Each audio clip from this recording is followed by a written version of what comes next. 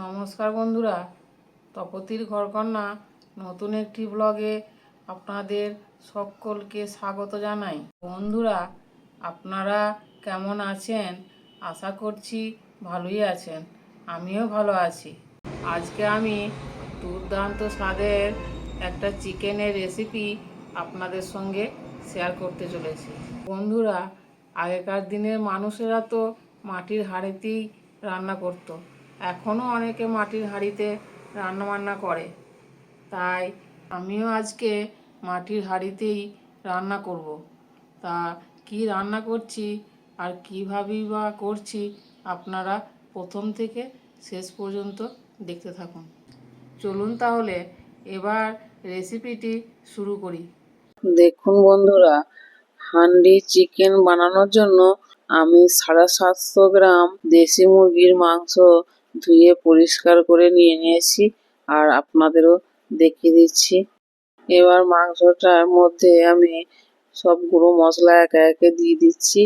দেখুন, 1 চামচ জিরে ধনে গুঁড়ো, 1 চামচ শুকনো লঙ্কার গুঁড়ো, হাফ চামচ হলুদ গুঁড়ো, হাফ চামচের মতো গোলমরিচের গুঁড়ো দিয়ে দিচ্ছি,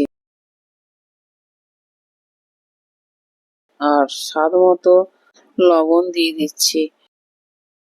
3 চামচের মতো টক দই রেখেছিলাম, সেটা ফেটিয়ে নিয়ে দিয়ে দিচ্ছি। দিয়ে মাংসটা আমি এই সব মশলা দিয়ে ম্যারিনেট করে 1 ঘন্টার মতো রেখে দেবো। দেখুন, দইটা সব দিয়ে দিচ্ছি। এবার দইটা দেওয়ার পর 2 চামচের মতো সর্ষের তেল দিয়ে দিচ্ছি। দিয়ে হাত দিয়ে আমি ভালো করে সব মশলা একসঙ্গে দেখুন ভালো করে মাখিয়ে নিচ্ছি। দেখুন, আপনাদের দেখিয়ে দিচ্ছি। হাত দিয়ে মাখালে কিন্তু ভালোভাবে মশলাগুলি মাংসের সঙ্গে মাখানো যাবে। আপনারা চাইলে চামচ দিয়েও মাখিয়ে নিতে পারেন। দেখুন, এইভাবেই আমি কিছুক্ষণ মশলাটা মাংসের সঙ্গে মাখিয়ে নিচ্ছি। বন্ধুরা, আপনারা কিন্তু ব্রয়লার মুরগির মাংসও নিতে পারেন। এইভাবেই সব মশলা আমি মিনিট 2 মতো মাখিয়ে নিয়েছি। দেখুন, আপনাদেরও দেখিয়ে দিচ্ছি। এবার এটাকে আমি 1 ঘন্টা রেখে দেবো। আপনারা চাইলে বেশিক্ষণ ধরেও রেখে দিতে পারেন। এবার এই ম্যারিনেট করা মাংসটা ঢাকা দিয়ে রেখে দিচ্ছি। এইদিকে গ্যাসে আমি মাটির হাঁড়ি বসিয়ে দিয়েছি, আর গ্যাস জ্বেলেও দিয়েছি। দেখুন, এবার হাঁড়ির মধ্যে আমি 4 থেকে 5 চামচের মতো সর্ষের তেল দিয়ে দিচ্ছি। খুব বেশি তেল আমি দেব না। এবার 2টি তেজপাতা আর একটা শুকনো লঙ্কা ফোড়নেতে দিয়ে দিচ্ছি। দিয়ে একটু নাড়াচাড়া করে ভেজে নিচ্ছি। হাঁড়িটা কিন্তু আগেই আমি ধুয়ে পরিষ্কার করে নিয়েছি। এবার কিছু গোটা গরম মশলা দিয়ে দিচ্ছি। জিরে হাফ চামচ, একটা বড় এলাচ, 2টো দারচিনি, 3টি ছোট এলাচ, 1টি স্টার অ্যানিস আর 4টি লবঙ্গ দিয়ে ফোড়নটা সব ভালো করে দেখুন ভেজে নিচ্ছি।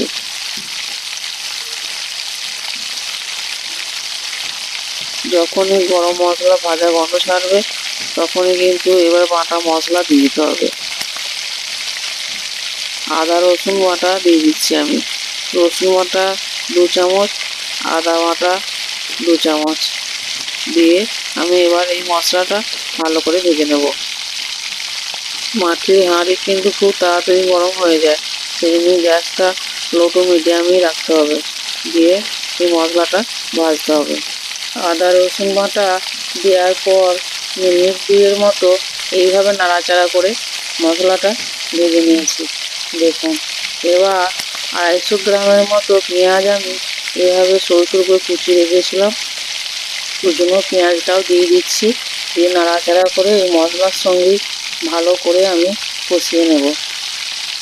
বন্ধুরা, আমি কিন্তু এখানে খুব অল্প তেলই এই হান্ডি চিকেনের রেসিপিটা করছি। আপনারা কিন্তু চাইলে বেশি তেলও করতে পারেন। দেখুন, আপনাদের দেখিয়ে দিচ্ছি। এইভাবে কিছুক্ষণ আমি পেঁয়াজটা দিয়েও মশলার সঙ্গে ভালো করে কষিয়ে নিয়েছি। এবার স্বাদ মতো লবণও দিয়ে দিচ্ছি। লবণটা দিলে পেঁয়াজটা কিন্তু খুব তাড়াতাড়ি নরম হয়ে যাবে।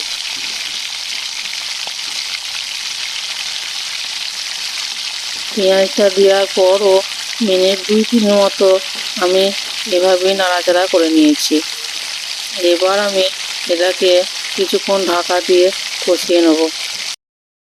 কিছুক্ষণ ঢাকা দিয়ে কষিয়ে নেওয়ার পর আপনাদের দেখাচ্ছি, দেখুন কেমন তেল ছেড়ে দিয়েছে মশলা থেকে, আর পেঁয়াজটাও কিন্তু অনেক নরম হয়ে গেছে। দেখুন আপনাদের দেখাচ্ছি। এবার আমি এতে কিছু গুঁড়ো মশলা দিয়ে দেবো। 1 চামচ থেকে 1.5 চামচের মতো ধনে জিরে গুঁড়ো দিয়ে দিচ্ছি, 1/2 চামচ লঙ্কা গুঁড়ো দিয়ে দিচ্ছি, 1/2 চামচ হলুদ গুঁড়ো দিয়ে দিচ্ছি। দিয়ে আবার এই সব মশলাগুলি আমি ভালো করে কষিয়ে নেব। গুঁড়ো মশলাগুলো দেওয়ার পর আমি একটু সময় নিয়ে কিন্তু এই হালকা হাতে নাড়াচাড়া করে কষিয়ে নিয়েছি। এবার একটা টমেটো কুচি করে রেখেছিলাম, সেটাও দিয়ে দিচ্ছি। দিয়ে মশলার সঙ্গে নাড়াচাড়া করে ভালো করে আমি কষিয়ে নেব।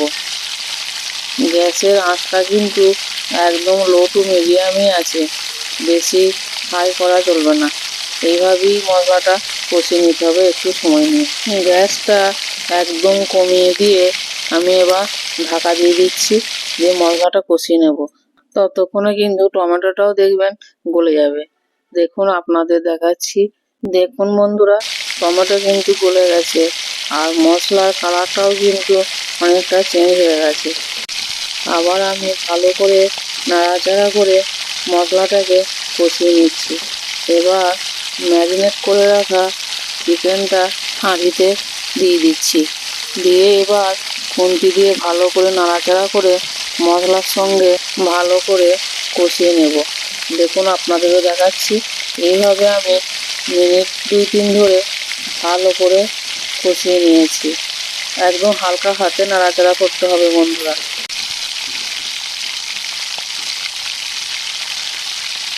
বেশ কিছুক্ষণ এইভাবেই নাড়াচাড়া করার পর এবার আমি চিকেনটা ঢাকা দিয়েই আমি কষিয়ে নেবো। দেখুন আপনাদেরও দেখাচ্ছি। এবার ঢাকা দিয়ে দিচ্ছি। এইভাবেই কিছুক্ষণ কষিয়ে নিতে হবে, আবার ঢাকা দিতে হবে, তাহলেই কিন্তু তাড়াতাড়ি সিদ্ধ হয়ে যাবে চিকেনটা। দেখুন আপনাদের দেখাচ্ছি। অল্প তেল দিয়েছি, তবুও কেমন তেল উপর দিয়ে ভেসে উঠেছে দেখুন বন্ধুরা। ঢাকা খুলে আবারও আমি ভালো করে নাড়াচাড়া করে নিচ্ছি। ভালো করে নাড়াচাড়া না করলে তলাতে লেগে যেতে পারে। মাটির হাঁড়ি, সেই জন্যই একটু ঘন ঘন নাড়াচাড়া করে নিতে হবে, আবার ঢাকা দিতে হবে। এইভাবেই কিন্তু কষিয়ে নিতে হবে। দেখুন মাংস থেকে কেমন জলও বেরিয়ে গেছে, এখনও কিন্তু আমি কোনোরকম জল দিইনি। এখনই কিন্তু কালারটা দারুণ এসেছে হান্ডি চিকেনে। আবারও আমি এই চিকেনটাকে ঢাকা দিয়ে দেব, দিয়ে এইভাবেই কিন্তু কষিয়ে নেবো আমি। এইভাবেই কষাতে কষাতেই দেখবেন চিকেন সিদ্ধ হয়ে যাবে। বন্ধুরা আবার কিন্তু আমি ঢাকা খুলে দেখাচ্ছি। দেখুন চিকেন কিন্তু আমাদের সিদ্ধ হয়ে গেছে, আর হাড় থেকে মাংস কিন্তু ছেড়েও গেছে। দেখুন আপনাদের দেখাচ্ছি। আবারও আমি নাড়াচাড়া করে নিচ্ছি, কেননা তলাতে লেগে যাওয়ার ভয় থাকে, তার জন্যে একটু ঘন ঘন নাড়াচাড়া করে নিতে হচ্ছে। কিছুক্ষণ এইভাবে নাড়াচাড়া করার পর এবার এর মধ্যে আমি পরিমাণ মতো জল দিয়ে দিচ্ছি। বন্ধুরা আমার হাঁড়িটা কিন্তু ছোট আছে, 750 মাংসর পক্ষে খুবই ছোট হয়ে গেছে, তাই জল দেওয়ার পর দেখুন ভর্তি ভর্তি হয়ে গেছে। জলটা দেওয়ার পর আমি ভালো করে একটু নাড়াচাড়া করে নিচ্ছি, দিয়ে আবারও আমি ঢাকা দিয়ে কিছুক্ষণ রান্না করে নেব। দেশি মুরগির মাংস এখনই মনে হচ্ছে একদম খাসির মাংস বা পাঁঠার মাংসের মতোই মনে হচ্ছে বন্ধুরা। দেখুন ঢাকা খুলে এবার একটু নাড়াচাড়া করে নিচ্ছি। আবারও আমি মাংসটাকে কিছুক্ষণ ঢাকা দিয়ে সিদ্ধ হতে দেবো, আর ততক্ষণ জলটা অনেকটাও মরে যাবে। দেখুন আপনাদের দেখাচ্ছি, জলও কিন্তু অনেকটা মরে গেছে, আর আমাদের চিকেন কিন্তু সিদ্ধ হয়ে গেছে। বন্ধুরা হান্ডি চিকেন কিন্তু আমাদের রেডি হয়ে গেছে। আমি কিন্তু খুব ঝোলও করি নাই, আবার খুব কষা কষাও করি নাই। অল্প একটু রস রেখেছি, যাতে ভাত বা রুটির সঙ্গে খাওয়া যায়। দেখুন বন্ধুরা, কত সুন্দর কালারটা হয়েছে। এবার হাফ চামচের মতো গরম মশলা দিয়ে দিচ্ছি আমি, আর হাফ চামচের মতো চিকেন কারি মশলা দিয়ে দিচ্ছি। দিয়ে ভালো করে নাড়াচাড়া করে মিশিয়ে নিচ্ছি। বন্ধুরা, আর কিন্তু কিছু মশলা দেওয়ারও নাই, আমাদের হান্ডি চিকেন একদম রেডি হয়ে গেছে। এবার উপর থেকে ফ্রেশ ধনেপাতা কুচি ছড়িয়ে দিচ্ছি, দিয়ে গ্যাস বন্ধ করেও দিচ্ছি।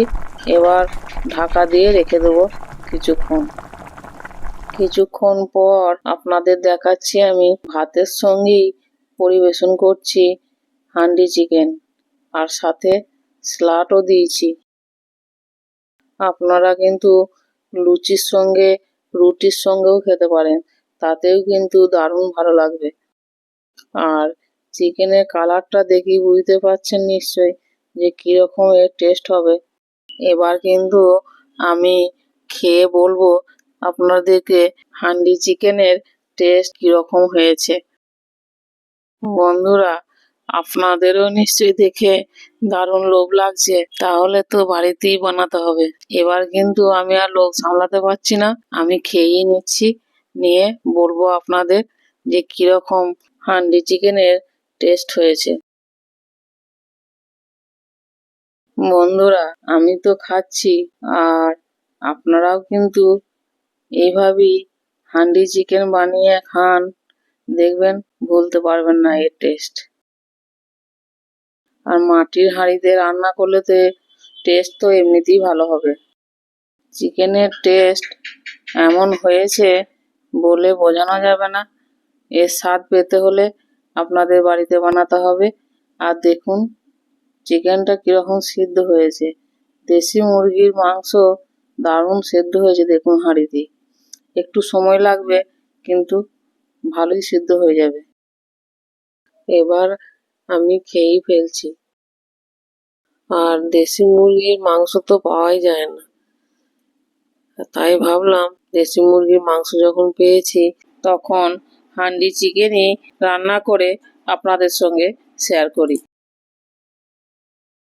চিকেন তো অনেকে অনেক রকম করে খেয়েছেন, একবার এইভাবে দেশি মুরগি দিয়ে হান্ডি চিকেন বানিয়ে খান, দেখবেন এর স্বাদ ভুলতে পারবেন না, মুখে লেগে থাকবে। আর বাড়ির সকলকে খাওয়ান, দেখবেন খেয়ে কিন্তু তারা আনন্দই পাবে। হান্ডি চিকেন বানানো খুব একটা ঝামেলার কাজ নয়, আর খুব বেশি উপকরণও লাগে না, খুব তাড়াতাড়িও হয়ে যায়, আর খেতেও কিন্তু দারুণ টেস্ট হয়। তাই তো বলছি বন্ধুরা, একবার হলেও আমি যেভাবে বানাচ্ছি স্টেপ বাই স্টেপ একবার বানিয়ে দেখুন। বন্ধুরা, আমার এই রেসিপিটা আপনাদের কেমন লাগলো অবশ্যই কিন্তু কমেন্টে জানাতে ভুলবেন না। বন্ধুরা, আর একটা কথা, দেশি মুরগির মাংসে আপনারা কিন্তু আলু দিতেই পারেন। আমি এখানে আলু দিচ্ছি না, কিন্তু আলু দিলে খেতে কিন্তু খুবই ভালো লাগে। আর যদি মাংস নাও থাকে, ঝোল আর আলু দিয়েই কিন্তু ভাত খাওয়া হয়ে যাবে। আর আমার রেসিপি যদি ভালো লাগে তাহলে তো অবশ্যই লাইক, কমেন্ট, শেয়ার, সাবস্ক্রাইব করবেন। পাশে থাকা বেল বাটনটি প্রেস করতে ভুলবেন না, যাতে আমি নিত্য নতুন ভিডিও দিলে সবার আগে আপনাদের কাছে পৌঁছে যায়। আর ফেসবুক থেকে দেখলে ফেসবুক পেজটি ফলো করবেন। আজ এই পর্যন্তই, আবার দেখা হবে অন্য কোনো ব্লগে, অন্য কোনো রেসিপি নিয়ে। ততক্ষণ সকলে সুস্থ থাকবেন, সাবধানে থাকবেন। ধন্যবাদ সকলকে ভিডিওটি প্রথম থেকে শেষ পর্যন্ত দেখার জন্য।